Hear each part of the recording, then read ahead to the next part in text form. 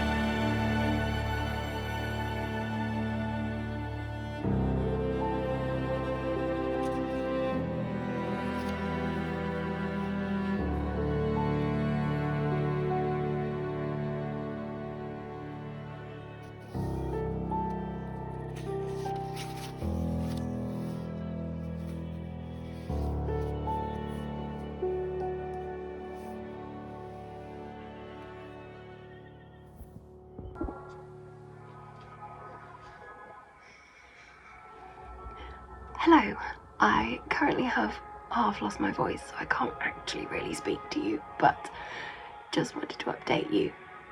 I have finished Ruin of Kings. It was really, really good. I will give you full thoughts when I have a voice.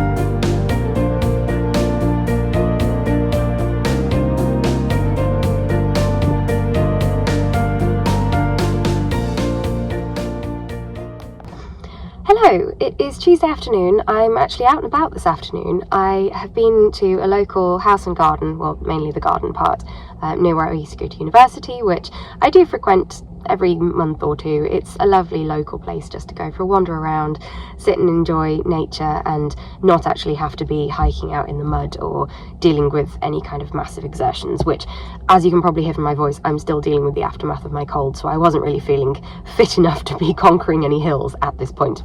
But a stroll around a beautiful Victorian garden was just the thing that I felt in the mood for, and I did take my latest read with me, this absolute tome of a book, which, as you can see, I'm about a third of the way through now. I'm doing quite well.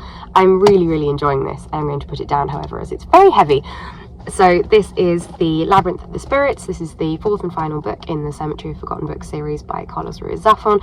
This is one of my absolute favourite book series of all time. I think as a literary masterpiece, this is hard to beat. The language is absolutely fantastic, and considering all four of these books are actually translated as well, I should give credit to Lucia Graves, who is the wonderful translator of this series and who obviously is quite the talent to make these come across just so beautifully. And I could rant all day about how wonderful the writing in these books are. If you are at all interested in picking them up, please do. I highly recommend it. They are a wonderful mix of genres as well, so even if it doesn't seem on the surface exactly something you might like, there's probably something in there that you would enjoy about these books. And you don't need to read all four in order either. They do all stand alone as perfectly satisfactory stories if you just choose to pick up one of the four in isolation. So recommendation over. I'm thoroughly enjoying this. I'm nearly 300 pages through by now, as I say, about a third of the way through. I just love being back with these characters again. I read both the second and third book in this series towards the end of December. Took about a month off from the series, and now I'm back with this one, and I'm so happy to be back with these characters. They're not fun books, they're not light and comedic and anything like that at all, but it's just the sort of story and the sort of writing that I find myself really sucked into, and I can just lose all concept of time while I'm reading this. It's really a story that absolutely captivates me, and that to me is what perfect writing is. That's what the best kind of stories are to me, is ones that just take me out of my everyday life and I'm not distracted at all from, and I could just sit and devour the entire thing. Obviously I'm not going to do that because it is nearly 900 pages long, but nevertheless good reading progress has been made on a bench in the garden this afternoon. I had a lovely wander around in the fresh air as well, saw some of the first signs of spring coming through, as I'm sure you've seen in some b-roll, some little snowdrops coming up, some miniature irises and cyclamen and all of the beautiful little subtle early spring flowers, which I love to see. And a bit of a sunset too on the drive back. And I'm now just about to go and meet my friend actually and go out for dinner. We wanted to catch up about a few things, so decided to come out and eat and chat in a nice cozy pub near where we live. So that will be a lovely evening too. Probably won't film any of that, but I most likely will film me reading again this evening and let you know how far I've managed to get in total today with this book. I will check in with you a little bit later. Now for some food.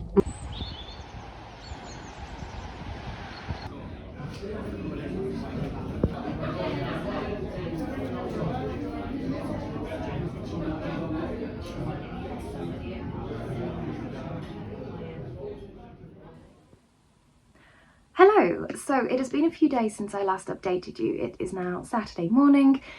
Please bear with the lighting in this clip as the sun is in and out around me and I'm sat opposite a big window. So lovely to film in natural light, but it is a little bit erratic. So if I suddenly plunge into darkness or am dazzled by the sun, that is why. So as I said, it's been a few days since I last checked in. I am pretty much feeling better now.